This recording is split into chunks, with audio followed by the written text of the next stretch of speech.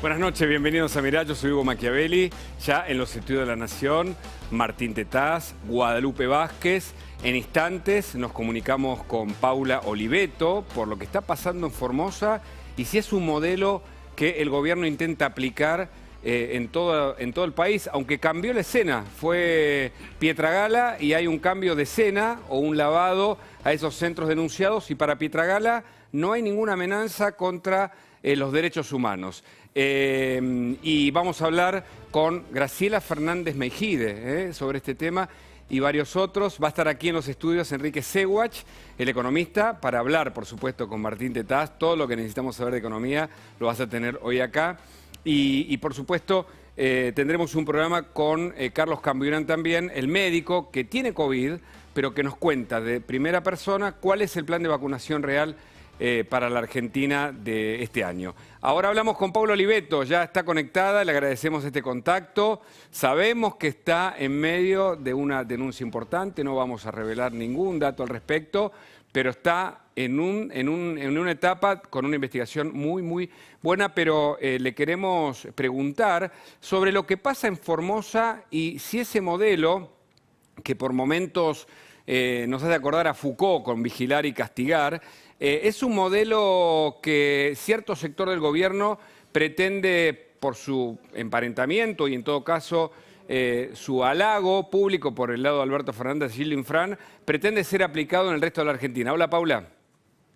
¿Qué tal, Hugo? ¿Cómo les va? Bien, Buenas gracias. noches a todos. Bueno, lo que estamos viendo es las consecuencias de un gobierno autoritario y lo que pasa cuando ese gobierno autoritario cuenta con la complicidad del poder, tanto judicial como del poder ejecutivo. Y también lo que estamos viendo es la debilidad de los hombres, la bajeza de algunos políticos, como lo que vimos hoy de Pietragala, negando lo evidente, siendo funcional a la estrategia de un señor feudal que se cree con derecho a cooptar las voluntades y a disponer sobre la vida y la libertad de los comprovincianos, dándoles condiciones de detención prácticamente, porque si dicen que los tienen que liberar o los liberan, es porque los tenían detenidos, sin juicio, sin causa, sin razón, usando a la pandemia como una forma de dominio político para tener el control de la provincia.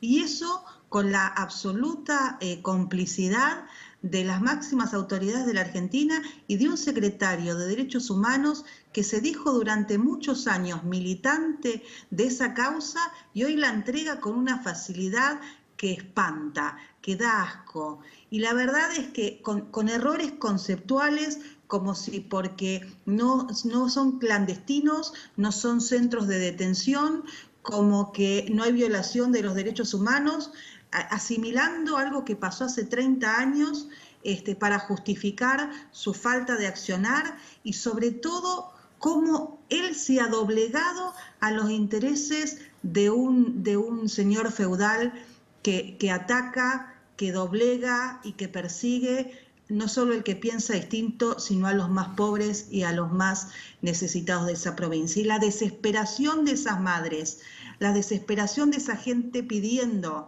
que las ayude, gritando lo que estaban sufriendo, y esa actitud del funcionario mirándolos desde arriba me da mucha tristeza, mucho asco y mucha bronca. Asco es una palabra fuerte. Ahora, parece que se cambió la escena, o en todo caso la oposición denuncia que esos lugares donde estaban aislados los enfermos, maltratados, fueron limpiados para que una institución, o en todo caso la Secretaría de Derechos Humanos, encabezado por su titular, fuera a blanquear esa situación. ¿Esto es posible? Digo, ¿es un nuevo relato que cuenta el oficialismo de lo de Formosa? Y digo, ¿qué hay de la política nacional respecto de esto? Para continuar esto y meternos en lo que viene.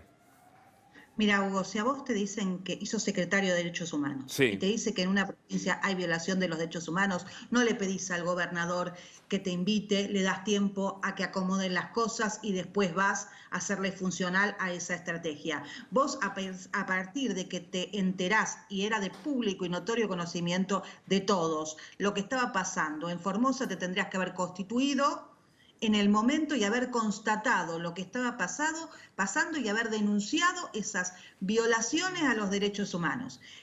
Pietragala fue funcional a la limpieza que pretendía Gildo Infran, que no la obtuvo, porque en este momento donde todos se graban con el celular, no puedes esconder la mugre debajo de la alfombra, ni mentir tantas veces. Ellos creen que mintiendo, la gente no cree lo que ve. Y eso es una tontería. Todos nosotros vimos las condiciones en que estaban esos conciudadanos. Estaban en centros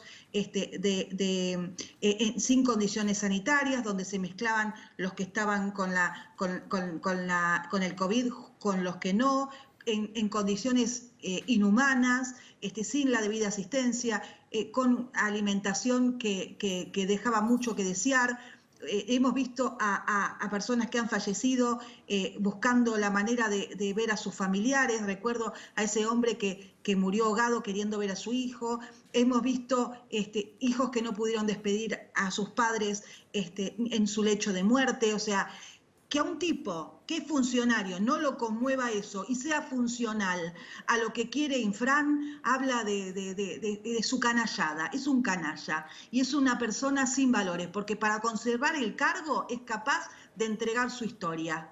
Y Ahora, eso es inadmisible. Paula, ¿pero qué le aporta? Ayer le preguntábamos también a nuestros invitados, ¿qué le aporta Gildo Infran al gobierno o le aporta al sector que sigue más a Cristina Fernández y en esa agenda con rasgos de autoritarismo, de cierto fanatismo y de manejo de las libertades? Porque acá se discute eso en definitiva. Digo, hay un sector del gobierno que es proclive al manejo de las libertades individuales, con el poder del Estado, con los planes sociales, con cierto auxilio que a veces viene casi como una manera de armar clientes en vez de ciudadanos. Mirá, vos no podés escindir lo que pasa en Formosa, de lo que pasa en el Chaco, de lo que pasa en Santiago del Estero y también de lo que estamos viendo en provincia de Buenos Aires, donde el gobernador Kicillof confunde la cámpora con la administración de la provincia de Buenos Sí. Aires. Algo tan sensible como es que los ciudadanos puedan tener una vacuna o puedan tener asistencia médica. Entonces, lo que estamos viendo es un modelo autoritario y populista donde un grupo de personas que llegó al poder a través del voto popular, y eso es indiscutible, pretenden, por el solo hecho de tener legitimidad de origen, avasallar las garantías constitucionales, avasallar la Constitución, avasallar la República.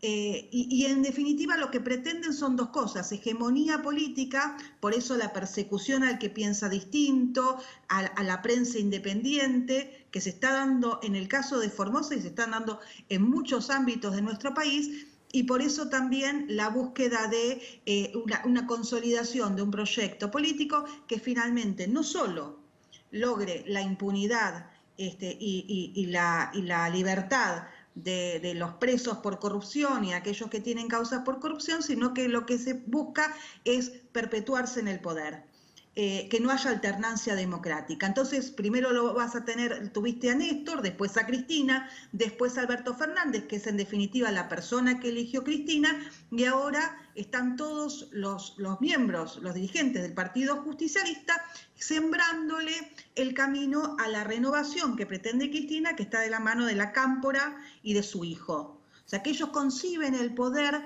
como una cuestión monárquica, no republicana, donde hay alternancia, donde la oposición tiene sus derechos, presenta un proyecto alternativo y la gente vota, sino lo que se busca es mi modelo. O sea, yo soy el bueno y al malo lo tengo que correr, lo tengo que aniquilar, le tengo que de alguna manera denostar su opinión, y en definitiva lo que pretenden es quedarse con con todo el poder en la Argentina. Y eso es lo que se está jugando. Por eso la responsabilidad nuestra es doble. Es, por un lado, denunciar lo que estamos viendo, generar las circunstancias acá o en el exterior para lograr la modificación de la situación, pero también la sanción para aquellos funcionarios que están cometiendo estas tropelías, pero por el otro lado, armar un proyecto político sólido y muy con mucha propuesta y con mucha viabilidad para que los argentinos tengamos opciones tanto en el 2021 como en el 2023, porque en definitiva lo que está buscando Cristina con todas estas acciones, sosteniendo a estos gobernadores feudales, dándoles herramientas como para que profundicen ese modelo. Estábamos mirando hoy que Formosa estaba primero en el ranking de empleados públicos, sostenido en muchos casos por fondos nacionales. Sí, casi el 80% de la gente, de la población, está ligada con algún subsidio, con empleos del Estado.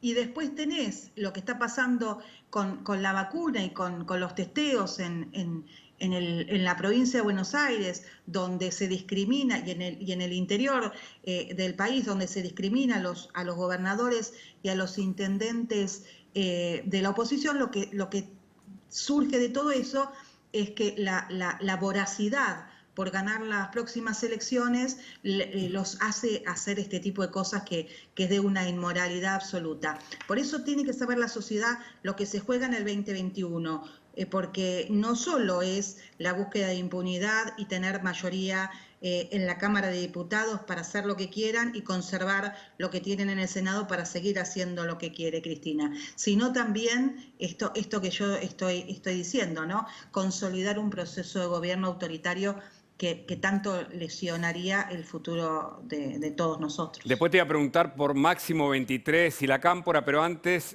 Martín Tetaz y Guadalupe Vázquez tienen preguntas para vos, Paula, por favor. Hola, Paula, buenas noches, ¿cómo estás? ¿Qué chances hay de avanzar? Vos recién hacías un comentario, pero me gustaría profundizarlo, de avanzar en instancias internacionales, como por ejemplo la Corte Interamericana de Derechos Humanos, o qué tipo de presentación se puede hacer, crees vos, que en estas condiciones. Bueno, ya hay presentaciones tanto de la doctora Elisa Carrió como de Naidenov y Mario Negri en la Comisión Interamericana y ante la Organización de los Estados Americanos, y más allá de las presentaciones que se han hecho en los tribunales federales, no solo habeas corpus, sino denuncias penales por los incumplimientos de los deberes de funcionario y demás delitos que estamos viendo en estos días. Estamos evaluando, lo está evaluando la diputada Mónica Frade, qué temperamento tomar a partir de la visita de hoy del secretario Petragala, porque existe una evidente complicidad para tapar este tipo de crímenes, que para nosotros son crímenes porque hay violación de los derechos humanos, y bueno, vamos a litigar acá, en Formosa no hay justicia, pero vamos a litigar en la Argentina y vamos a ir a litigar al exterior porque la Argentina tiene en su constitución como rango constitucional los tratados de derechos humanos, y también nosotros tenemos esa instancia internacional como para poder abordar. Así que ya todos los planteos, tanto acá como al exterior, ya están realizados y se van a continuar. Guadalupe. No, justamente te quería preguntar qué tal. ¿Es pasible de un juicio político un funcionario que diga en Formosa no hay una violación sistemática de los derechos humanos, como si no alcanzara con que hubiera una sola, ¿no? Es pasible, para mí, más que de juicio político, es pasible de la denuncia penal. Porque es un secretario, o sea, no tiene el mismo... la misma forma de desplazamiento que tiene un ministro. En tal caso, el juicio político sería a su superior jerárquica, que entiendo es la ministra Lozardo. Ahora, no obstante eso, que es muy técnico y habría que estudiar si encontramos alguna posibilidad, hoy nosotros no tenemos el número en la Cámara de Diputados como para llevar adelante esa acción si pudiéramos hacerlo contra su superior jerárquico y contra él mismo. Entonces, la forma que para nosotros es más viable es, porque no fueron solo declaraciones, es convalidar con su persona y con las cosas que dijo, el reconocimiento de delitos y no haber hecho nada, porque él como funcionario público tiene la obligación de denunciar. Entonces, si él cree que no hubieron violaciones sistemáticas a los derechos humanos, es que admite que no de manera sistemática, pero claro, que sean violados los derechos humanos. Y eso tiene el deber de denunciarlo. Así que me parece que lo estamos estudiando. Hoy lo hablé con Mónica, la que está en la Comisión de Derechos Humanos de la Cámara, y la verdad es que es inadmisible. O sea, yo creo que la justicia penal tiene que accionar y ya un fiscal debería haber actuado. ¿Escuchamos un minuto a Paula Pietragalla o a Pietragala? Ay, bueno.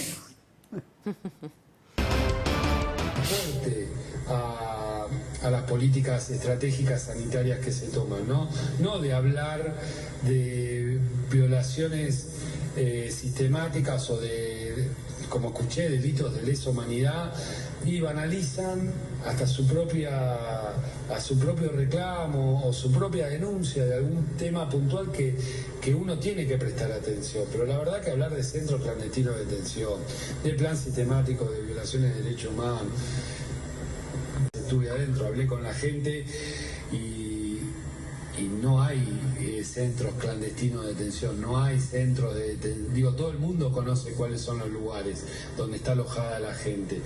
Con ese solo dato ya te imaginarás que clandestino no hay nada y son de aislamiento.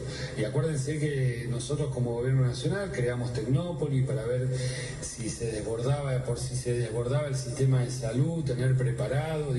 Estamos en un escenario de epidemia, de pandemia, donde tenemos que tener muchos cuidados sanitarios, nos tenemos que seguir cuidando, no tenemos que confundir a la sociedad. Podemos llegar a tener un pico de vuelta. Paula, me parece que nadie habló ni de centros clandestinos, ni de delitos de lesa humanidad, ni cosas similares, con lo cual es dudosa, la manera en que declaran siempre estos funcionarios, pero además no se entiende bien cuál es su explicación. Y aparecían periodistas que le preguntaban casi, como si todo estuviera bien en Formosa. Bueno, primero la falta de rigor técnico del secretario de Derechos Humanos, o sea, no tiene claro los conceptos. O sea, se puede violar los derechos humanos a la luz del día, ¿qué tiene que ver? Claro. Segundo, él fue a un determinado lugar. ¿Por qué no fue Clorinda? ¿Por qué no fue al norte de la provincia? ¿Por qué fue exactamente los lugares que les preparó Gildo Infran? Entonces, él no fue a constatar lo que estaba pasando con los derechos humanos de los formoseños. Él fue como una parte de una operación de tratar de bajar la espuma para salvar o tranquilizar la situación y salvar al gobernador Infran. Entonces, la verdad es que ¿qué querés que te diga? Es una persona que se nota que no tiene formación para el cargo, porque haber tenido una historia difícil no te da formación para los cargos. Claro. Es una persona que no habló nada ni lo que pasaba con los huichís en el Chaco, ni lo que pasa con Santiago del Estero, que se cayó cada vez que se vio el dolor de mucha gente. Entonces yo me pregunto, independientemente de su falta de formación, que es evidente, y a partir de lo que dice, no tiene el más mínimo rigor conceptual, ¿qué le pasa a esa persona como ser humano? Claro. ¿Qué le pasa en sus entrañas ve esto y se hace el tonto? Eso es lo que yo quiero decir, porque uno no se puede escindir. Vos no sos de una manera porque sos funcionario y otra manera en tu vida privada. Totalmente. Entonces, ¿qué le pasa a un tipo que va a una provincia, ve chicos Está siguiendo... Probablemente esté siguiendo indicaciones, ¿no? Eso lo que da como sensación final. Ahora, te quiero llevar a la política nacional, porque se ve un avance de la cámpora, incluso... Perdón, sí, claro. Pero vos por seguir indicaciones, ¿vas a entregar tus valores? No, claro. Si vos por seguir indicaciones entregás tus valores más profundos, más íntimos, es porque vos sos una persona sin valores. Claro, por supuesto. Bueno, esto es lo que...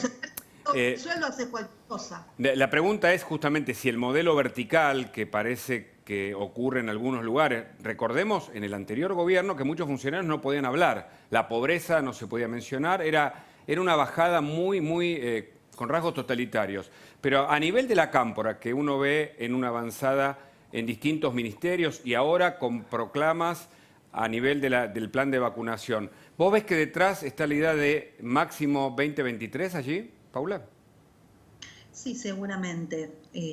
Toda la fuerza del kirchnerismo está apostando al liderazgo de Máximo Kirchner, por eso es el presidente del bloque, y lo que se ve es una sumisión absoluta del Partido Justicialista, de los dirigentes del Partido Justicialista históricos a lo que es el kirchnerismo. Si vos me preguntás hoy, creo que la verdadera conductora de todo el justicialismo es la actual vicepresidenta y expresidenta Cristina Kirchner. Ahora, yo entiendo el verticalismo, porque todos los que militamos en política existen distintos rangos dentro de lo que es los partidos y la militancia.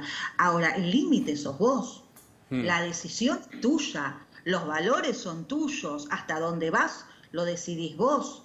Si vos, no se puede siempre estar echándole la culpa a Cristina de lo que hace Alberto, a Cristina de lo que hace la Cámpora, a Cristina de lo que hace Pietragala, porque Cristina puede marcar un camino fangoso. Ahora vos tenés que dejar tus valores por el poder en la puerta de la Casa Rosada o en la puerta de la casa de Cristina y transitar ese camino solo a los efectos de conservar el poder, los cargos y los beneficios que implica ser un funcionario de un gobierno o pertenecer a una determinada agrupación política, porque si no, ¿sabes qué? Una persona es la culpable de todo, claro. Y los que le son funcionales a esa persona y no tienen valores, claro. Y no le ponen un límite, claro. Y no se corre. Porque sí, está claro. El presidente decidió ser presidente, sí. Anunció por Twitter, impuesto por una persona de la noche a la mañana y comunicado desde la casa de esa persona. Está clarísimo. ¿Quién tiene la culpa de haber aceptado? ¿El presidente o quién lo nombró? Fue una fórmula para gobernar. Te agradezco mucho, Paula, el contacto. Y vamos a estar atentos a la denuncia de los próximos días. Un abrazo. No puedo decir nada. Chau. Chau. Bueno, y de la política y economía, Martín, porque hay preocupación por la inflación y algunos informes, y aprovechamos para hablar con Enrique Seguach, también de economía. Pero entiendo que está Camburián en línea, perdón, porque voy a hacer un primer contacto con el médico que está infectado ahora de COVID y que también, por supuesto, ha comentado que el plan de vacunación que tiene la Argentina es incierto, tiene mucho de anuncio, pero poco de certeza. Hoy llegaron 240.000 vacunas, entiendo, ahora Guadalupe nos va a pasar los datos. Primero, ¿cómo estás, Camburián, de salud? Y segundo, ¿qué ves del plan de vacunación y de la llegada del nuevo avión de Rusia? Hola, buenas noches. Estoy muy bien, por suerte, ya hoy en realidad ya estoy de alta, así que estoy esperando el resultado de un hisopado que me hice para confirmar que esté todo bien, así que estoy muy bien, por suerte recuperado. Respecto al plan de vacunación, no es una apreciación mía, básicamente. En enero íbamos a recibir 5 millones de dosis y desde diciembre hasta ahora creo que hemos recibido cerca de 800.000 dosis. Así que, evidentemente las demoras en la llegada de la vacuna traen complicaciones, por supuesto, y la principal complicación es la que decía el viceministro de Salud de la provincia de Buenos Aires, que es que vamos a tener, por supuesto, un otoño muy complicado porque no vamos a tener vacunación adecuada y vamos a tener un número de contagios muy alto. Claro. ¿Guadalupe? Sí, ¿qué pensás cuando el presidente Alberto Fernández pidió hoy, por ejemplo, en Davos, que las vacunas sean consideradas un bien público global? Bueno, yo coincido con eso. La verdad que en una pandemia que afecta a todos los países del mundo, del modo en que está afectando y que todavía va a seguir afectando, me parece que en algún momento yo dije, las vacunas debieran ser gratuitas para todo el mundo. La verdad que en este punto los laboratorios, las organizaciones internacionales, inclusive la iglesia, todos debían estar dispuestos para que las vacunas sean gratuitas para cada uno de los países. Y entiendo que esto es una locura, pero la verdad que llevamos muchos muertos y muchos infectados y un futuro muy, muy incierto. Ahora, el problema de la vacunación es un problema mundial, pero ¿por qué la Argentina se adelantó considerando que iba a tener 5 millones a esta altura? ¿Por qué la proclama? ¿Eso ayuda o es finalmente un boomerang las declaraciones? No, definitivamente no. Digamos, una pandemia no se puede controlar con expectativas, se controla con decisiones. Lo que pasa que, bueno, nosotros tuvimos la seria dificultad de tener un aislamiento muy inefectivo, bien implementado en los primeros 15 días, pero muy mal implementado durante todo el resto del año. Tuvimos un agotamiento de la gente lógico natural y eso, sumado a una expectativa de una vacuna como única herramienta de control de la pandemia, una vacuna que hoy todavía no está producida y todavía no la tenemos en la Argentina, por supuesto que esto hace que el relajamiento sea todavía mayor y que, esto yo no sé si les pasa a ustedes, insisto con esto, a mí me da la sensación que creo que les pasa a todos, digamos, si ustedes miran alrededor van a tener muchos contagios hoy a su alrededor, digamos. A mí me pasa, digamos, ¿no? Cada vez son más, 2, ¿no? 3, Digo, hay 10.000 por cada día vez son hoy. más. Claro. Sí, sin embargo, el número no refleja eso. Entonces me parece que entre que hacemos pocos testeos, creo yo que los estamos haciendo mal. Los estamos haciendo de manera muy pasiva. No estamos siendo activos en la búsqueda de enfermos y esa demora en la búsqueda de enfermos hace que el número no refleje la realidad de lo que pasa. Martín. Sí, doctor. Primero un comentario. La restricción económica pareciera no estar operando tanto. Digamos, los países tienen los contratos firmados. No parece ser un problema de plata hoy, sino de logística, ¿no? Las vacunas no llegan finalmente, sí. ¿No? Por más que usted tenga toda la plata para comprarlas, no las consigue y además también, como usted explicó, es difícil administrarlas hacia adentro. Pero aún si se pudiera llegar con todas las vacunas, ahora estamos viendo lo que está ocurriendo en Manaos, es un desastre, digamos, en un lugar donde 70% de la población de Manaos aparentemente ya se había contagiado. Uno se imagina que tiene ciertos anticuerpos. ¿Los anticuerpos que ofrece la vacuna son diferentes de los que ofrecería la inmunidad por contagio? ¿O podría pasar con la vacuna lo mismo que está pasando en Manaos? No se sabe. No se sabe si las inmunidades son diferentes. Hoy se sabe que la inmunidad que genera la enfermedad tiene un tiempo de duración, pero que varía mucho de persona a persona, no lo sabemos. Tampoco sabemos la perdurabilidad de la inmunidad otorgada por la vacuna, porque el tiempo de protocolo y de estudio de la vacuna fue corto. No sabemos si es 1 año, no sabemos si son 2 años, no sabemos si son 6 meses, no lo sabemos. Así que en esto el trabajo es tanto de la vacuna como de la enfermedad, diría yo, a los ponchazos, ¿no? Y vamos a ir viendo qué pasa cuando todas las personas se vacunen con las 2 dosis de la vacuna, qué sucede a largo plazo. ¿Qué sucede en 1 año? ¿Qué sucede en 2 años? Si nos reinfectamos, si nos tenemos que vacunar de nuevo en 1 año o nos tenemos que vacunar en 6 meses, no lo sabemos. Y lamentablemente no lo vamos a saber al corto plazo. ¿El gobierno ha gestionado bien la pandemia, Camurian?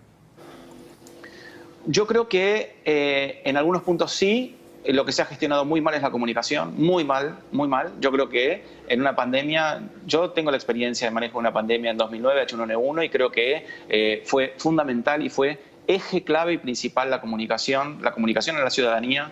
Me parece que eso fue un fracaso y eso hoy es un factor fundamental para que esta pandemia no esté controlada. Imagínense, nosotros estamos con un promedio de casi 200 muertos desde hace 6 o 7 meses. Claro.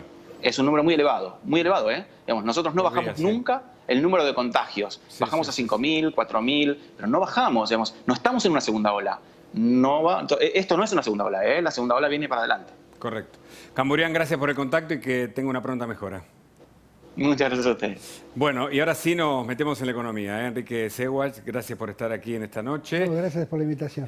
Bueno, y Martín Tetaz, por supuesto, quien sabe mucho y nos va a aportar, y Guadalupe Vázquez también, porque la economía es importante. ¿Cuál es el principal problema que tiene la economía argentina, Enrique, hoy? ¿Cuánto tiempo tenemos? Tiempo hay. Sí. Bueno, a ver, yo creo que hay un problema de contexto general, digamos. Si pudiéramos aislarnos un minuto de la pandemia, ¿no? Sí. Que Argentina es como esas naves de la ciencia ficción que se está alejando del mundo, digamos, ¿no?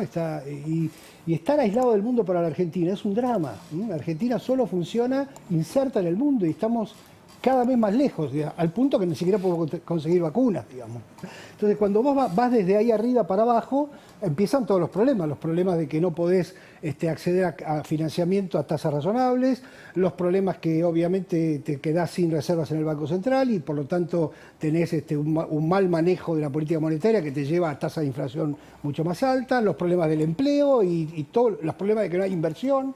Todo eso va atrás de una concepción que nos ha generado un grave problema porque, otra vez, en la medida que Argentina sea un satélite que se aleja del mundo, todas estas cosas, fundamentalmente inversión, empleo, no están disponibles. Y si no tenés inversión y empleo, digamos, Argentina no funciona. Digamos. Claro. Ahora, Enrique, más en el corto plazo, ¿no? Porque, sí, claro, el problema de la inversión es lo que vamos a ver, lo vamos a ver en el mediano y en el largo plazo. En el corto plazo, digamos, vos fuiste director del Banco Central, conocés mucho sobre el funcionamiento de política monetaria.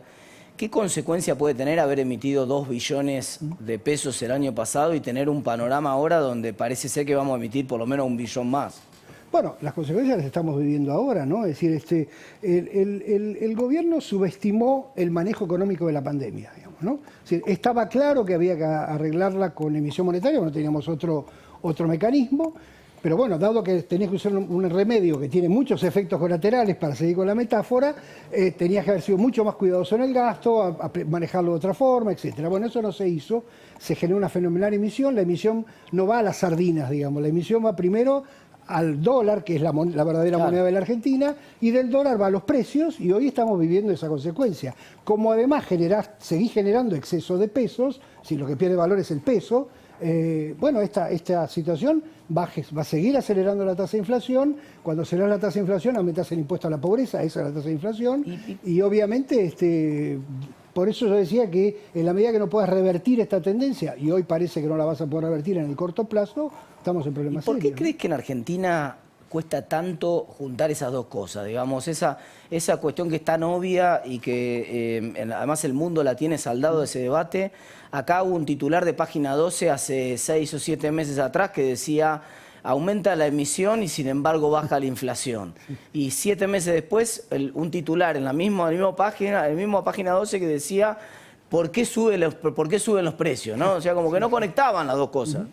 Bueno, primero tenemos el mal de la Argentina, digamos, ¿no? No sabemos relacionar causas con efectos, pero independientemente de eso, yo te diría, acá hay 2 problemas. Primero, entendamos que, bueno, vos lo entendés, por supuesto, pero para plantearlo en términos populares, digamos. Sí, para la gente. La inflación es un impuesto.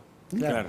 Y es un impuesto que es más fácil de cobrar que otros impuestos, más fácil políticamente porque no tenés que ir al Congreso con una ley, porque la gente le echa la culpa al carnicero o al empresario o al supermercadista y no al gobierno que emite, porque además tiene efectos, tiene rezagos en sus efectos, y entonces cobras ese impuesto que es más fácil de cobrar.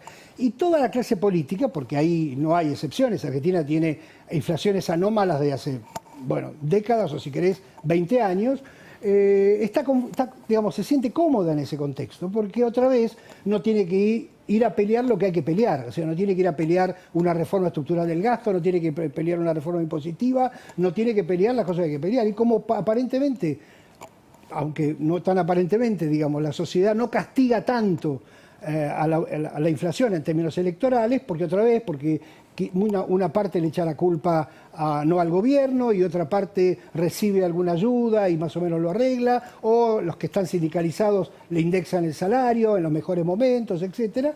Entonces seguimos viaje con esta historia, sin darnos cuenta que obviamente con ese impuesto, otra vez, no tenemos empleo, no tenemos inversión y tenemos récord de pobreza, ¿no? Guadalupe, tenés una pregunta. Sí, ¿coincidís con la visión de que en el 2021 va a haber poco rebote, además de mucha inflación? Bueno, va a depender de esto que estábamos hablando antes, que es el tema de la pandemia, digamos. El rebote tiene detrás la hipótesis de que Argentina en este año superaba la pandemia, digamos, ¿no? Es decir, todas las cuentas públicas están pensando que no hay que hacer, no hay que dar ATP, no hay que dar IFE, que la economía empieza a crecer, etcétera, etcétera. Entonces, los sectores que fueron desconfinados, obviamente han rebotado, y seguirán rebotando en la medida que esto no se agrave. Los sectores que no fueron, mejor dicho, que fueron desconfinados, pero obviamente parcialmente, o por la regulación o por la propia gente, porque por más que vos digas hoy se puede, qué sé yo, hacer turismo libremente, la gente tiene aprensión para ir a un hotel o viajar, etcétera. Entonces, Está claro que el rebote va a ser muy dependiente de cómo manejemos la pandemia. Yo creo que no se va a manejar con vacunación. Claro. Se va a manejar, habría que manejarlo como debió haberse manejado el año pasado, con más, como decía recién el doctor, con más testeos, con confinamientos. La famosa gestión de la pandemia, ¿no? Claro, con confinamientos más localizados, con protección a los grupos más no tan débiles. restrictivo así en términos generales, No, que y parece además poco con, inteligente. con otro manejo del transporte público. Claro, Es decir, había un montón de instrumentos y el gobierno ni siquiera avanzó por ese camino, apostó.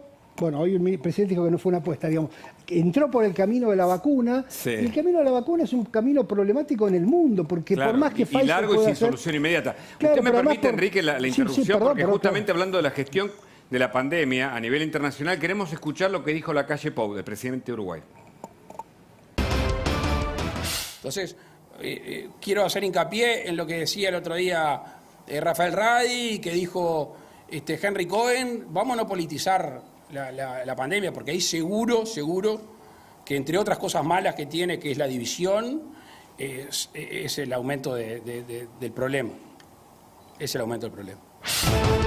Esta es una visión distinta a la que la Argentina aplicó en materia económica, Enrique, por ejemplo.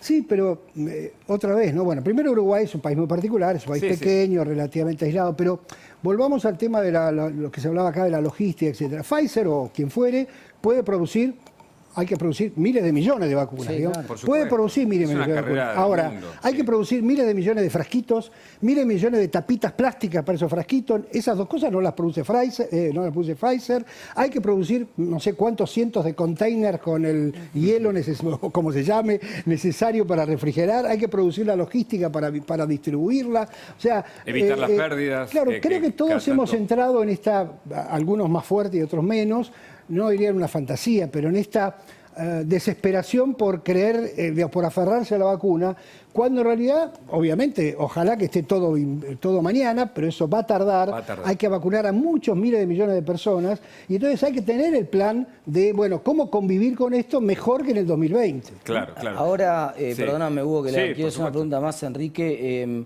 Los datos de consumo que acaban de aparecer en el mes de noviembre muestran que, además, incluso en áreas como los supermercados, que nunca estuvieron cerrados, que fueron siempre esenciales, y que uno dice, bueno, esto es el consumo básico de comida, de los hogares, lo más elemental, 1% abajo todavía en el mes de noviembre, ni hablar shopping, los shopping, centros de compra que volvieron a abrir con muchos protocolos, 46% abajo, un escándalo. Pero supermercado me llama la atención.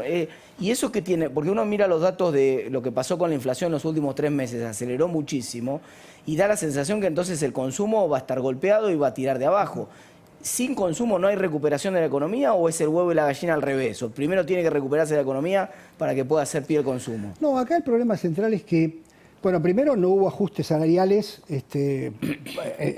no hubo ajustes salariales para completar para compensar la inflación, ¿no es cierto? Porque obviamente la inflación, cuando la inflación se acelera, siempre quedás con caída de salario.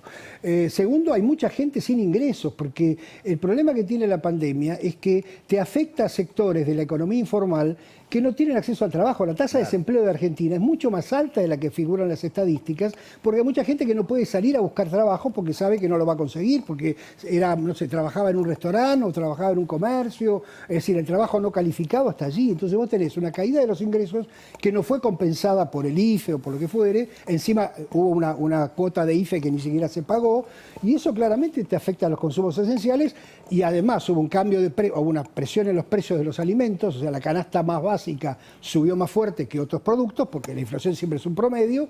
Entonces, claro, la combinación esa es baja de consumo. Ahora, otra vez, la recuperación de corto es la salida del confinamiento, el rebote. Ahora, la recuperación de largo es generar inversión y empleo. Eso no lo tenemos, no va a estar disponible este año, porque lo que haría falta para cambiar expectativas, vos que manejás esos temas, es incompatible con el programa político de la elección. Y entonces, lamentablemente, estamos otra vez a merced de repetir un 2020 más, un poquito mejor o un poquito peor, dependiendo otra vez de qué pasa con la pandemia, quiénes rebotan, cómo rebotan, etc. Justamente en términos de expectativas, si me permitís, Hugo, se acaba de conocer hoy el índice de confianza del consumidor que publica la gente de Universidad de Itela. No sé si tenemos la placa que armó la gente de producción. Sí. Mirá, cuando vos mirás hubo una caída en el mes de enero, los datos son del mes de enero, y lo que me gusta de este índice de confianza es que es una encuesta, hubo 1.200 casos representativos de todo el país y esencialmente le preguntan a la gente 3 preguntas. ¿Cómo evalúa su situación personal? 0,9% abajo en relación al mes anterior, peor que el mes anterior. ¿Cómo evalúa la situación de la macroeconomía? 3,4% abajo, peor que hace un mes anterior. Predisposición al consumo de bienes durables, 4,8% abajo, peor que el mes anterior. Pero cuando mirás la tercera columna de ese gráfico que aparece ahí, que es la diferencia con lo que pasaba hace un año, vos esencialmente lo que vas a ver en ese gráfico de hace un año es que tenés 11,2% de caída en el índice, en el total del índice, pero tenés, en la situación personal la gente está 16% peor que el año pasado. 16% peor en un año es un montón, Hugo. La percepción sobre la situación de la macroeconomía, 25% peor que el año pasado. Y mirá que te estoy hablando de un momento, principio del 2020, cuando veníamos de una crisis de 2 años, tampoco es que las expectativas eran muy buenas, donde sorpresivamente está el único número positivo de la tabla, es en la predisposición a la compra de bienes durables. 53% por arriba están ahora la predisposición al consumo de bienes durables de lo que estaba el año pasado. Y eso esencialmente, ¿sabés qué es? Es el dólar atrasado y la posibilidad de seguir comprando. Algunas cosas, no me dejás comprar dólar porque está el cepo. ¿Y qué hago con la plata que tengo para comprar? Y me voy a materiales de construcción, claro.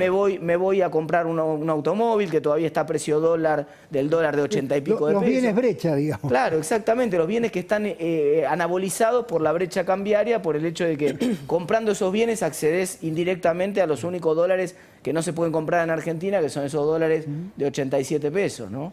Sí, además, Martín, lo hace muy bien en marcar este índice porque correlaciona muy bien con nivel de actividad, o sea, anticipa muy bien. Exactamente. El nivel de actividad es un índice que tiene muchos años, muy bien hecho, dicho sea de paso, y entonces cuando uno quiere mirar un poquito el futuro, teniendo en cuenta que las estadísticas tardan, es un muy buen indicador anticipado. Una correlación más, claro. Correlaciona muy bien con el ciclo político también. Resultados electorales, correlaciona muchísimo los votos que saca el oficialismo, el porcentaje de votos que saca el oficialismo con el índice de confianza. Hoy el índice está en niveles de la elección del 2009, del año 2009. Claro. Que recordemos, no fue justamente un año muy bueno para el oficialismo. Totalmente. Y vamos a ver un tape de Alberto Fernández, el presidente, hablando justamente de cómo se gestiona la pandemia y vamos a analizarlo aquí. Guadalupe Vázquez también tiene un aporte para hacernos y todos el equipo, por supuesto Martín Tetaz y Enrique Schwartz. Las medidas adoptadas han sido fundamentales para iniciar una recuperación que está siendo más veloz de lo que pensábamos hace apenas unos meses. La opción no es la vida o la economía, sino la vida con más y mejor economía. Alberto Fernández hoy en Davos y dijo, no es la pandemia o la salud y la economía. Sin embargo, acá en la Argentina, Enrique y Martín y Guadalupe, se aplicó como medida sanitaria una restricción que afectó a la economía sobre todas las cosas. Es un giro, perdonen que arranque yo, es un giro notable respecto al discurso que había tenido el gobierno hasta ahora, porque el gobierno transitó toda la pandemia diciendo nosotros priorizamos, la economía no importa, se recupera, lo que caiga la economía era el discurso, se puede hacer de vuelta, pero lo único que no podemos recuperar son las vidas perdidas, nuestro objetivo está en las vidas perdidas. Pues claro, 47.250 muertos después, ahora el gobierno dice, se da cuenta que en realidad no era una cosa o la otra, que lo que tenía que gestionar eran las dos cosas, ¿no?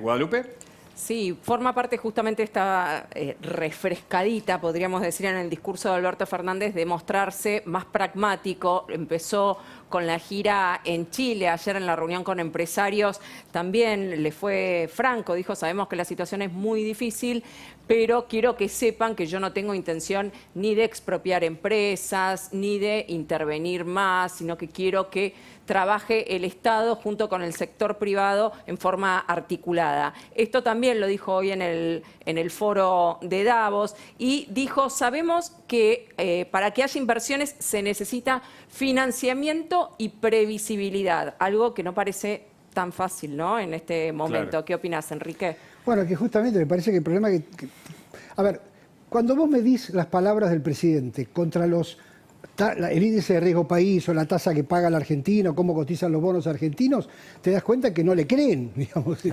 O sea, el problema es la confianza. El problema central es ese, porque otra vez, ¿cómo se refleja en la práctica la credibilidad? Se refleja en el valor de tus acciones, digamos, si fueras una empresa, o el valor de tus bonos, si sos de tu deuda pública, si sos un gobierno. Este gobierno hizo un canje de deuda, no tiene que pagar prácticamente nada en los próximos 2 años, y los bonos cotizan como si estuvieran en default. Eso marca que, bueno, a la persona que está firmando esos bonos, para usar una metáfora, no le creen. Claro. Ahora, ¿por qué no le creen? Bueno, porque básicamente hoy tenemos siempre la duda si cada vez que habla el presidente coincide la vicepresidenta con lo que dice el presidente, no coincide. Los discursos públicos de la vicepresidenta, sobre todo el de diciembre, van a contramano de esto que acaba de plantear respecto de previsibilidad, crecimiento, etcétera. Entonces, está claro que acá hay un problema de credibilidad que por ahora me parece muy difícil revertir. Es decir, es un problema más político que económico, mirándolo desde esa perspectiva. Es un ciclo económico de raíz política, diríamos técnicamente. Digamos. Claro, quiero decir, la macroeconomía es un desastre, digamos, porque no es que la política está mal y la macroeconomía es bárbara. No. Ahora, ese desastre macroeconómico se vio en algunos casos agravado y en otros casos precedido por la política que generó expectativas negativas desde las PASO del 2019. O sea, acá hay que acordarse que en agosto del 2019 empezó un ciclo negativo de la economía argentina. Bueno, obviamente se profundizó para no quitar responsabilidades. Se profundizó un ciclo negativo de la política argentina. Sí, no es que veníamos de una economía floreciente. Porque todos esperaban lo que finalmente pasó. Entonces, como todos esperaban lo que finalmente pasó y esas expectativas se convalidaron, o esa visión que se tenía de lo que venía se convalidó, salvo ese pequeño interregno al principio del gobierno del año pasado, bueno, ahora estás en ese problema. Entonces, por más que se diga, es decir, ahora hay que ir a hechos muy concretos y lamentablemente el gobierno todos los días hace cosas en contra de ese discurso. ¿No? Pero entonces, ¿por qué actúa así? Digamos, si tampoco le conviene al gobierno, digo, más allá de que el modelo sea el que siempre hablamos con los intérpretes políticos, digo, ¿por qué si la economía va para atrás, por qué sigue aplicando la misma medida o las mismas medidas? Bueno, no me pregunten a mí, pero yo digo, una de dos. O tienen el diagnóstico distinto al nuestro, cosa que puede pasar, puede decir, no, mirá, yo creo que esto va a funcionar, va a andar bárbaro y esto nos va a hacer ganar las elecciones, o consideran que a pesar de esto, en la medida que controlen ciertas áreas del conurbano bonaerense o ciertas áreas del gasto público, ciertos sectores, van a ganar las elecciones de todas maneras, digamos. Vos fijate en esa misma línea, Enrique, las decisiones del gobierno en materia de control y de regulación de precios, los intentos de controlar las exportaciones de maíz, los intentos de ponerle precio después finalmente acordado con la Cámara de Exportadores para algunos cortes de carne, ya se está hablando de alguna intervención en el mercado del trigo. Y más allá de las regulaciones de mercados como las prepagas, como los servicios digitales de comunicaciones, etcétera, etcétera, en todos los lugares metió precios máximos en una serie de más de 2.000 alimentos. Es decir, el gobierno primero da la sensación de tener efectivamente un diagnóstico distinto, pero además ese diagnóstico distinto que tiene el gobierno es políticamente conveniente para el discurso, porque si yo me tengo que hacer cargo de que la inflación es un problema mío, probablemente la gente me castigue electoralmente por eso. En cambio, si yo digo, bueno, no, son los productores agropecuarios que están explotando a la gente porque cobran más. La medida. Claro, entonces, y les sacudo a los productores agropecuarios. Son los supermercados, entonces les pongo 2.000 precios máximos a los supermercados. Son los servicios audiovisuales, entonces a partir de ahora regulo yo los precios. Bueno, es la pandemia.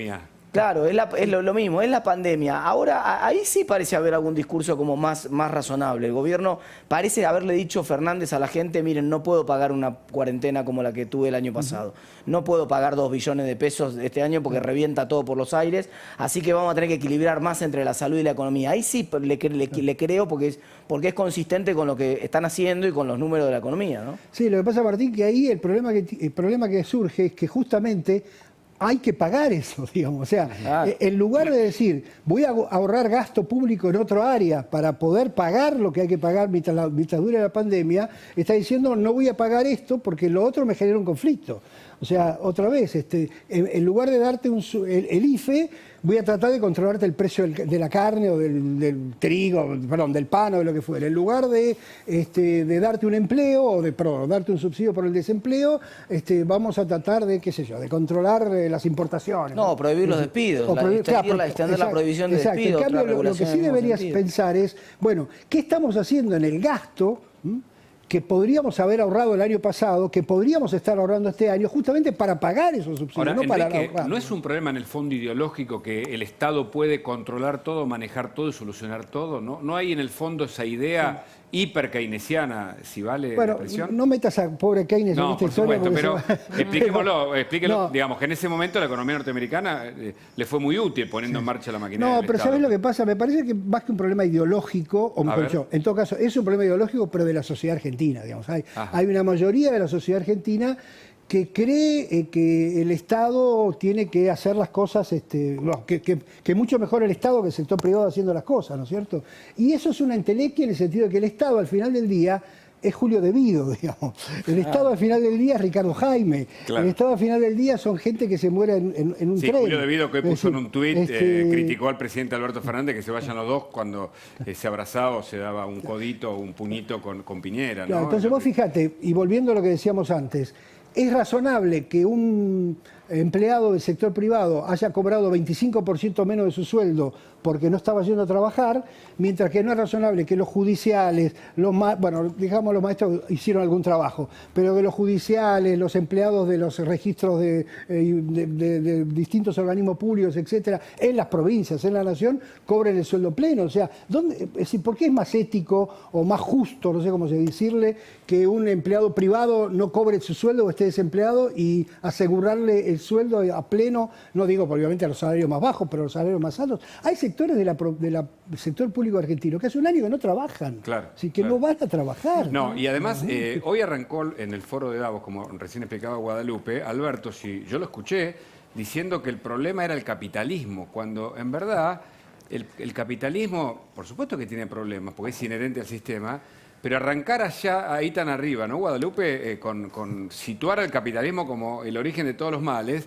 ¿Qué es lo que propone? ¿Un socialismo siglo XXI, como muchas veces se denuncia, como modelo que quiere aplicar este gobierno? Claro, lo que él dice es que hay que resetear el capitalismo, que hay que generar un esquema más colaborativo entre el sector público y sector privado y sobre todo también con cooperación y solidaridad internacional. Estas fueron las palabras del presidente. Lo que pasa es que la experiencia muestra que esa cooperación entre sector público y privado en realidad termina siendo intervencionismo y ya vimos que genera distorsiones, ¿no? Que después se termina porque pagando. el tema es quién lo maneja, Pero ¿no? además fíjate vos qué cosa funciona y qué cosa no funciona.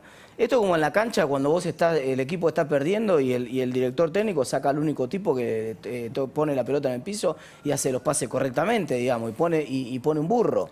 Entonces vos lo que tenés que resetear, el presidente que está diciendo esto, ese que acaba de confirmar en su cargo a una persona que se jacta de nombrar a sus amigos en su puesto de trabajo, como Victoria Donda, y que se jacta de haber resuelto su problema privado de su empleada personal, que la indemnizó dándole un contrato, o la pretendió indemnizar dándole un contrato en el Estado. Entonces, ese es el Estado que no funciona. Entonces, vos lo que tenés que cambiar es la parte que no funciona, no resetear la que funciona. El problema eterno de Argentina es que, como esto dice mucho Jorge Lanata, nosotros tratamos siempre permanentemente de pegarle a lo que funciona para tratar de que ande lo que no funciona. Esto no tiene ningún sentido. No, además, volviendo a otro pedazo de la charla, para que haya colaboración entre el sector privado y el sector público, primero tiene que haber confianza. Claro. Entonces, ¿en quién confía el sector privado en este contexto? ¿En el Alberto Fernández, que le controla el precio de las exportaciones, de las importaciones, etcétera?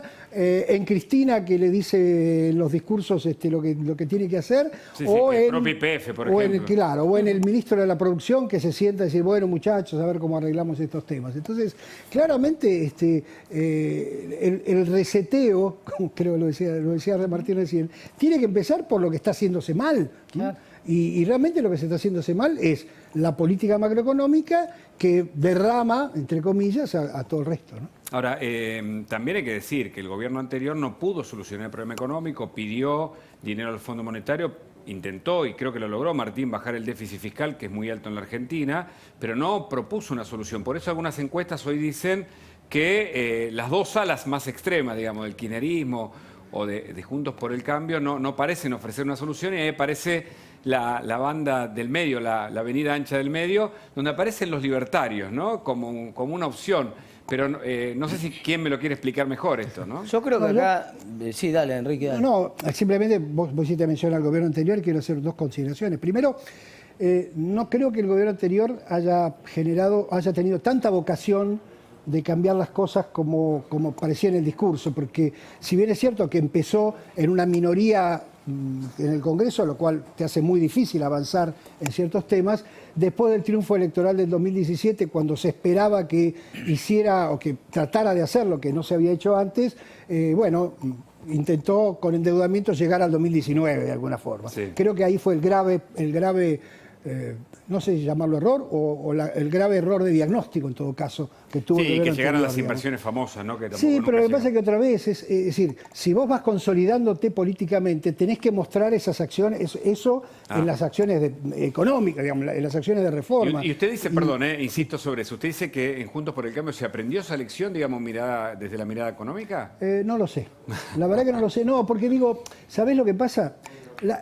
Voy a meterme en la política, disculpe. No, bueno, pero porque la política y la economía están... No, pero digo que no soy un politólogo, como se llama. Lo que quiero decir es, lo que han aprendido claramente Juntos por el Cambio y el Frente de Todos es que si están, digamos, la única forma que tienen que ganar elecciones es estar unidos. Cuando están separados, pierden. Ahora, para estar unidos, no discuten los temas que hay que discutir, ¿no? Es decir, es como esa gente que para ser amigos, yo tenía un amigo que decía, hablemos solamente de los temas que nos unen. Y como nos unen pocos temas, no hablamos de nada. Claro. Entonces, la política argentina está bloqueada desde el punto de vista de equilibrio de poder y bloqueada desde el punto de vista de la discusión de fondo, porque nadie quiere meterse en una discusión en donde van a saltar las divisiones. Correcto, entonces, mientras eso no se supere, es difícil bajar eso a la macroeconomía. Le agradezco, Enrique. Nos quedamos, por supuesto, aquí. Vamos a volver con la economía, pero ahora nos damos un lujo. Vamos a hablar con Graciela Fernández Meijide. Ella, como parte del club político, rechazó de plano lo que estaba pasando en Formosa, pero tiene mucho para aportarnos, porque es la mirada de alguien que transitó desde adentro de la política y entiende que hay riesgos, no solo en el modelo de Infran, sino en el modelo de algunos sectores que apoyan a este gobierno. ¿Qué tal, Graciela? Buenas noches. Gracias por este contacto. Hola, Hugo.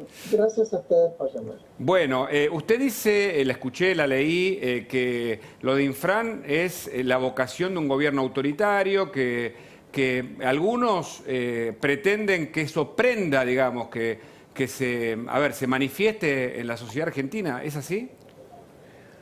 Yo no sé si pretenden, de hecho lo hacen. Ajá. Yo he escuchado cosas dichas por dirigentes de Formosa que no podía creer. Es decir, conociendo incluso el régimen. Por ejemplo, el jefe de gobierno González, que a su vez es jefe de gabinete, perdón, sí, que a su vez es ministro de varias cosas en Formosa. Cuando le preguntaron por qué la gente en Formosa que tiene que ver si está contagiado o no puede hacer su aislamiento en su casa. Porque la índole o la naturaleza del formoseño hace que tengamos que obligarlo. El formoseño es especial. Tenemos argentinos y formoseños. Claro. Y nadie no dice nada. O sea, además de la mirada etnocentrista y discriminatoria, hay algo ahí que no sé si forma parte de una cultura que todavía en la Argentina persiste en algunos sectores políticos, ¿o no? Pero la cultura es de ellos esa, la de mandar, tengo el poder, y entonces, ¿qué es lo que dice Mayans, el senador, que es jefe de la bancada de senadores de Frente para Todos? Dice, en pandemia no hay derecho. Una barbaridad. No hay derechos. La pandemia elimina los derechos para ese señor. Y cuando uno puede pensar es un cínico, yo creo que no. Creo que lo cree. Hugo lo cree. Cree que puede terminar con los derechos de la gente porque tiene poder. Y escuché... Porque consiguieron el poder forzando la elección sin límites. Así hace 28 años creo que estaba gobernando Infran. Y esto se vuelve a repetir ahora con la visita de Pietragala. Pietragala, yo lo escuchaba, estuve mirando, porque me llamaron de distintos lugares, y bueno, estuve siguiéndolo bastante. Todo el tiempo su lenguaje fue el lenguaje referido como si hablara de los años 70. Decía, acá en esta provincia no hay crímenes de lesa humanidad. Hugo, ¿quién habló de crímenes de lesa humanidad? No, lo que se denunció es que se quitaba el derecho a la gente a decidir por sí mismo, claro, cuidarse. Violaciones a los derechos humanos, que no son delitos de lesa humanidad necesariamente. Los delitos, para que haya delito de lesa humanidad, tiene que haber una persecución desde el Estado. A eso se calificó los crímenes de los 70, pero no estamos en los 70.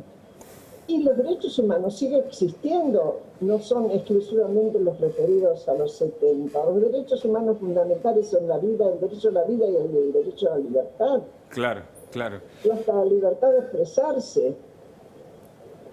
Y Trabaja habla y dice, acá no hay centros clandestinos.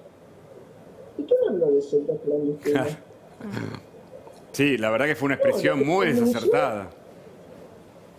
Es que todo el tiempo está mirando para atrás.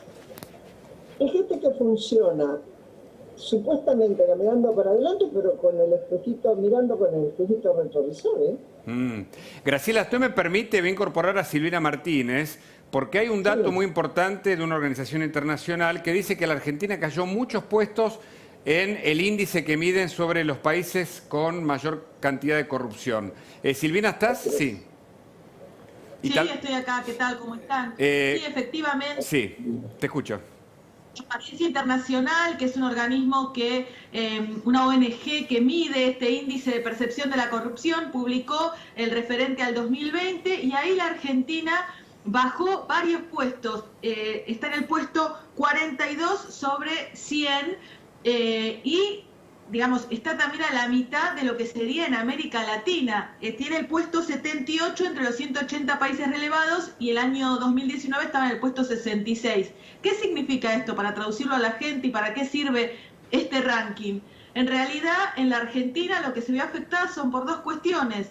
Lo que venimos hablando siempre, la impunidad, el regreso al kirchnerismo del poder y esta, digamos, ferviente insistencia en lograr la impunidad de exfuncionarios y actuales funcionarios kirchneristas. Y lo segundo, el COVID y la corrupción. Las compras por COVID, cómo fueron aumentando el tema de la corrupción. Lo que dice Transparencia Internacional en este informe es lo siguiente. A ver, los países con mejor puntaje son los que las vacunas llegaron a más personas, hubo más respuesta por parte del Estado a esta pandemia. Los países con peor puntaje y los que están en el intermedio, como somos nosotros, bueno, se utilizó la pandemia para hacer negociados beneficiando, como siempre, a los funcionarios públicos. Por eso es el índice de la percepción de la corrupción que la Argentina, bueno, obtuvo un puntaje peor de lo que obtuvo en los años de Macri, ¿no? Descendimos, Graciela, descendimos en este organismo que depende del UNESCO, de las Naciones Unidas, que mide justamente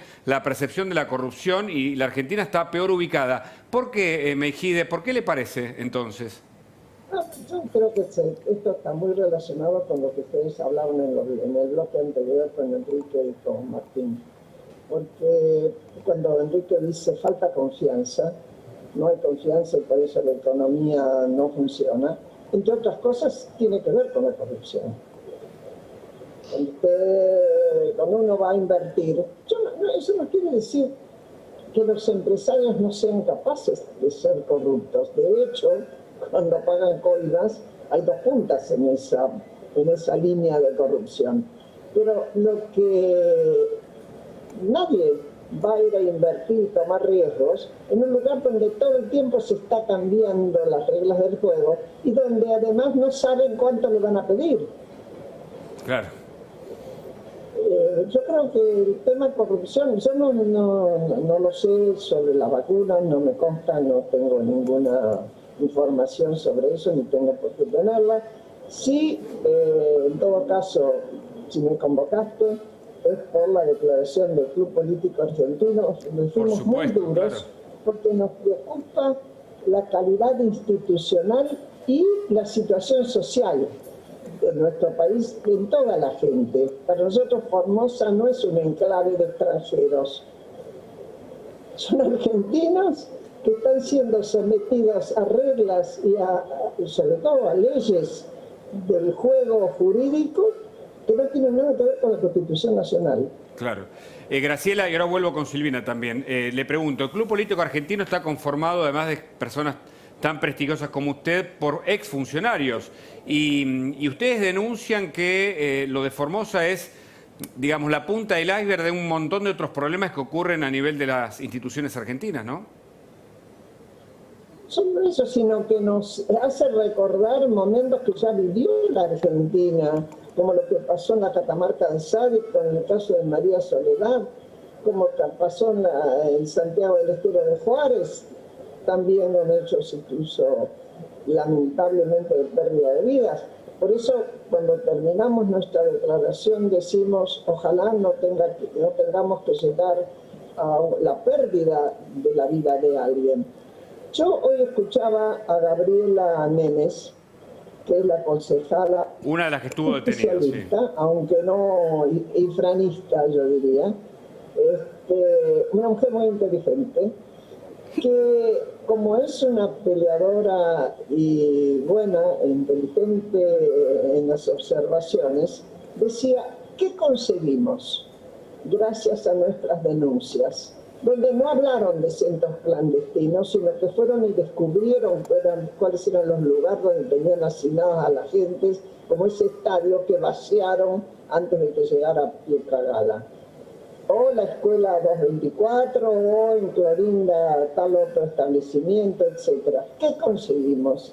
Y conseguimos que el gobierno nacional, aún sin decirlo, se ocupara, porque el secretario de Derechos Humanos no va a Formosa sin el asentimiento y hasta, yo diría, el empujón, seguramente, del presidente de la Nación.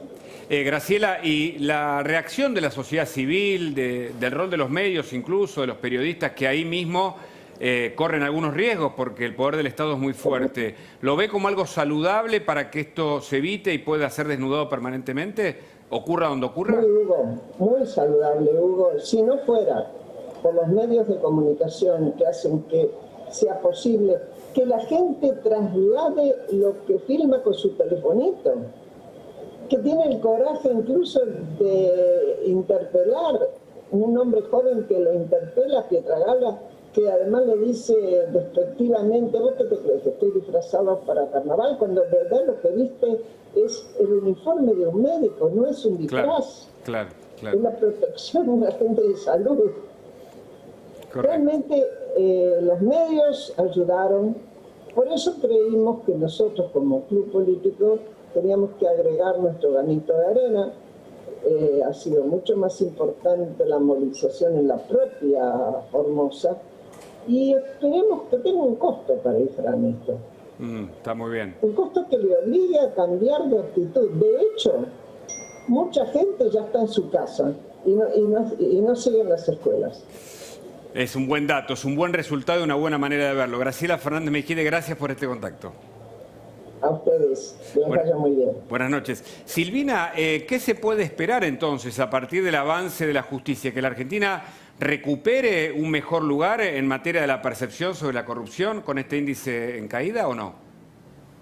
Yo creo que cuando se conozca el índice del 2021, que recién estamos comenzando, no va a haber una perspectiva de mejora, lamentablemente. Hasta ahora lo que evidencia este índice de percepción de la corrupción, que es a través de diferentes organizaciones que hacen una encuesta y que lo miden, es lo que vive la gente en la calle, lo que puede ver en el exterior, lo que se puede hablar con los inversores, lo que puede ver el ciudadano de a pie.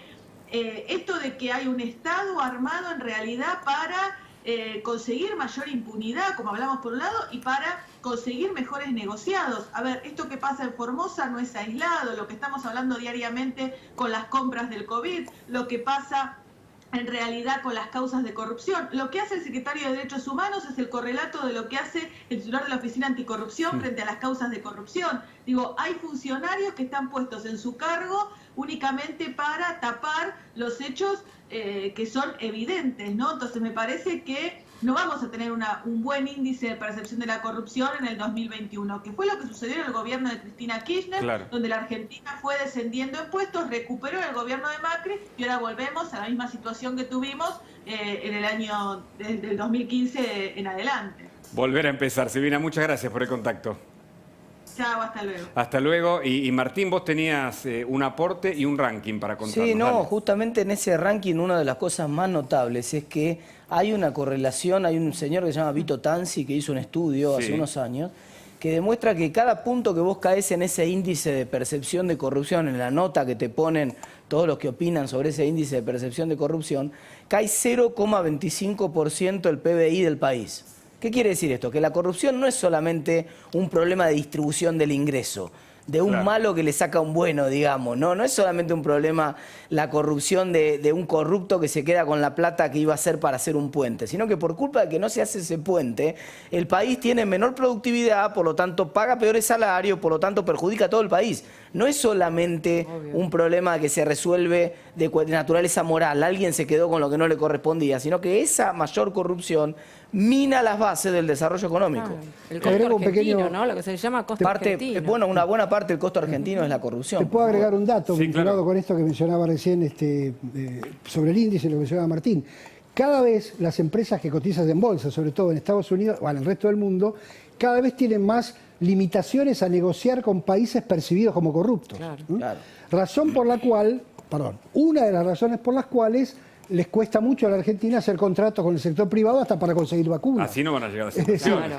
Y el tema de las vacunas. Claro, ¿Puede ser que lo de Pfizer tenga alguna relación con eso? Todavía no quedó claro. El gobierno no comunicó finalmente en limpio, como no lo hace con algunas cláusulas con el gobierno ruso, sobre todo con la Sputnik, pero no comunicó las razones, no se conocieron las razones por las cuales Pfizer provee de vacunas a México y otros países y no a la Argentina. Bueno, que justamente yo tampoco conozco el contrato, conozco la ley y lo que se dijo a partir de la ley, pero claramente si Uruguay, si Chile, si Perú, si Colombia, etcétera, hicieron los contratos, no creo que Pfizer le pida nada distinto que le pide la Argentina. Justamente como la Argentina no le quiere dar a Pfizer las indemnidades que Pfizer le pide a un país que está en ese ranking de corrupción, es que se hace más difícil firmar. O sea, cada vez va a ser más difícil. Es decir, para hacer un viejo ejemplo, las empresas textiles que fueron, digamos, denostadas por usar trabajo esclavo en Vietnam o en Bangladesh o en lo que fuera, y que tuvieron que cambiar su sector de producción. Bueno, ese que es un pequeño ejemplo, lo puedes usar para todos.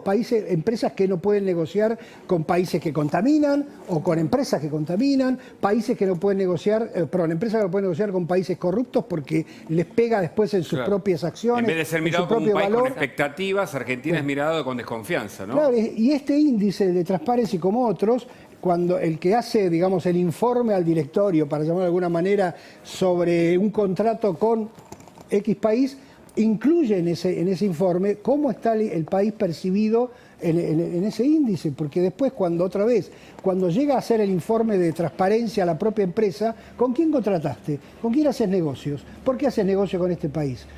O sea que son temas que, como decía recién Martín, no solamente son cuestiones éticas, ya son cuestiones que pegan en el bolsillo y en el crecimiento de la gente. Guadalupe. Claro, no, hablando justamente del tema de las vacunas y por qué nosotros nos está costando tanto acceder a las vacunas. Justo Chile acaba de recibir 2 millones de vacunas, de las vacunas chinas, y el domingo va a recibir otros 2 millones. Ahí está. 4 millones de vacunas para un país que tiene la mitad de población que nosotros, y nosotros vamos recién por 600.000 vacunas, recibimos recién 220.000. Claro, pero además, cuando uno mira en los medios, dice no, porque ustedes dan malas noticias o no tienen esperanza. No, queremos tener toda la esperanza del mundo, pero dijeron que iban a llegar 5 millones. Sí. También pensamos que si llegaron 200.000, es decir, menos del 10% de lo prometido, hay algo que está funcionando mal en la comunicación y finalmente afecta, me parece, la confianza y mella las razones que construyen a una sociedad, ¿no, Enrique? Bueno, además hubo, como lo decía el doctor cuando empezamos esta charla, si vos le das la impresión a la gente que ya viene la vacuna, que no hace falta que te cuides, no hace falta que tomes precauciones, terminás teniendo el efecto contrario, porque hay mucha gente que dice, bueno, total, como viene la vacuna, tomo menos precauciones que en otro momento, como ha pasado en otras pandemias o en otros tipos de enfermedades, que cuando surgió la vacuna aumentó la enfermedad por la percepción de que, bueno, total, después me doy la vacuna y me curo, digamos, ¿no? Correcto, o sea que todas estas cosas no son cuestiones teóricas, digamos, tienen efectos tienen muy correlatos, serios, digamos, tienen implicaciones, repercuten en otros sentidos. En instantes, seguimos en Mirá. Martín tiene otro ranking para contarnos, así que vamos a meternos con eso. Por supuesto, Enrique Sewach aquí en los estudios de La Nación, Guadalupe Vázquez, todo el equipo haciendo Mirá. ¿Las redes sociales le ganan a los fondos de inversión, Martín? Mira, Hugo, hay una historia increíble que está ocurriendo, todavía no tiene desenlace final, pero lo va a tener prontamente, que está ocurriendo en Estados Unidos. Una empresa distribuidora de juegos electrónicos, de consolas, que ya está más bien en decadencia el negocio ese porque ha sido superado por los juegos en red y por otro tipo de tecnologías. Te diría, para decirlo de una manera, salvando la marca, no quiero ser ofensivo con ninguna marca, pero una suerte de blockbuster, ¿viste? Que pasó su momento cuando llegó Netflix y ya tecnológicamente quedó atrasada. Esa empresa que se llama GameStop es el nombre exacto de la empresa, no me acordaba la segunda parte. Esa empresa se llama GameStop, valía hace un mes $17 la acción de esa empresa. ¿Y ahora? $17. Llegó a valer hoy a la mañana, en el medio de una burbuja espectacular, $440. Wow. 17. ¿Pero alguien lo 400, paga eso? Sí, vale porque alguien lo está pagando. Claro. Se rompió la burbuja. Bueno, esa es la historia interesante. Hay un fondo común de inversión que se llama Melvin Capital, muy grande de Estados Unidos, que maneja más de $13.000 millones, que venía apostando a que esta acción se iba a caer cada vez más. ¿Cómo se apuesta? Con una forma de, vos alquilás una acción de una empresa, esto se puede hacer con las acciones, no se puede hacer con un departamento o con un auto, se quejaba Elon Musk hoy a la tarde, pero sí se puede hacer con una acción. Vos alquilás una acción, la vendés a esa acción, y cuando vence el alquiler, la tenés que ir a comprar para devolverla, digámoslo muy rápidamente. Eso se llama shortear una acción en términos técnicos. Y esa es una manera de apostar en contra de una acción, y apostar a que esa acción va a bajar. Y entonces es un fondo común de inversión muy grande, como te estaba diciendo, Melvin Capital, apostó muchísima plata a que esa acción iba a bajar. Y desde una red social que se llama Reddit, en un grupo que se llama Wall Street Bets, apuestas en Wall Street, un montón de usuarios, más precisamente ese grupo empezó con 1 millón de usuarios y ahora tiene 4,5 millones de usuarios. 4,5 millones de usuarios decidieron ponerse de acuerdo para ir a comprar acciones de esa empresa. Qué bárbaro. ¿Esto es algo aleatorio, Enrique, o es algo que está modificando la estructura tradicional de la economía? No, bueno, son cuestiones que tienen que ver con mercados en donde estas cosas se pueden. En Estados Unidos se puede jugar a la baja, digamos, de una acción, o sea, sortear, como decía recién Martín, y bueno, y ahora los efectos de las redes sociales, de los robots, de la tecnología, te permiten hacer cosas que antes no se podían hacer. Digamos, antes ponerse de acuerdo 4 millones de personas para ir a comprar una acción era imposible. Hoy, con un sitio, con un WhatsApp, con un sistema de estos, podés llegar a lograrlo. Seguramente ya en la SEC, digamos, la Comisión de Valores de Estados Unidos, deben estar pergeñando alguna regulación para ver cómo hacen para limitar estas cosas, pero efectivamente pasó también en la burbuja de, bueno, mejor dicho, en la crisis del 2008, digamos, en la burbuja de la vivienda en Estados Unidos, que muchos fondos, inclusive este fondo que mencionaba Martín, que jugó a la baja de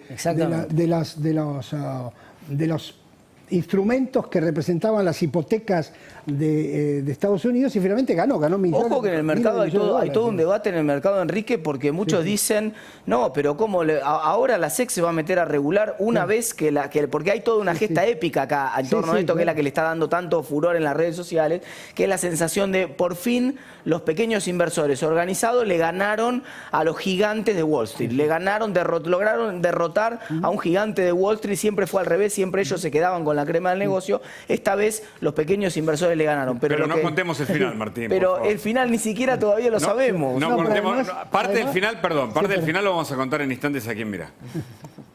Comenzamos hablando de las dificultades de la economía, de lo que siempre repetimos. ¿Pero hay algún sector, Enrique, que puede representarnos expectativa para lo que viene del año? Bueno, primero tenemos el sector agropecuario que más allá de todas las intervenciones está beneficiado por los buenos precios internacionales y siempre es un sector que como tiene inversión de corto plazo invierte y reinvierte y sigue funcionando.